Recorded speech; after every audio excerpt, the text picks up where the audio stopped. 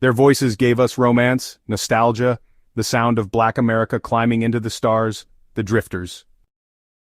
From Under the Boardwalk to Save the Last Dance for Me, they ruled the airwaves.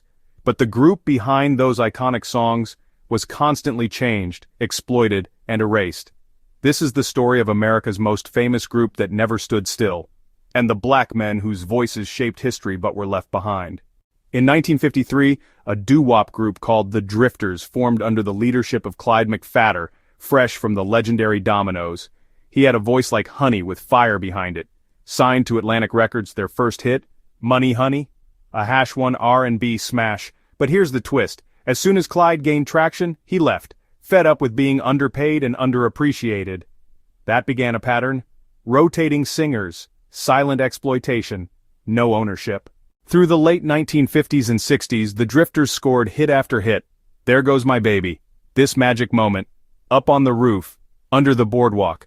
But fans never knew that by the time these hits climbed the charts, the group had completely changed. No original members, no consistency, just a brand. Producers treated the Drifters' name like a franchise, swapping in new singers, cutting old ones loose. The result? Incredible songs, broken lives. Men who gave the world timeless music were left with no royalties, no credit, and no legacy. Some Drifters died in poverty. Some were denied even the right to use the group's name. They gave us the soundtrack of summer, of heartbreak, of black excellence, but were treated as replaceable. The Drifters were never just one group. They were a movement of gifted black men, cycled in and out of fame, but never out of soul.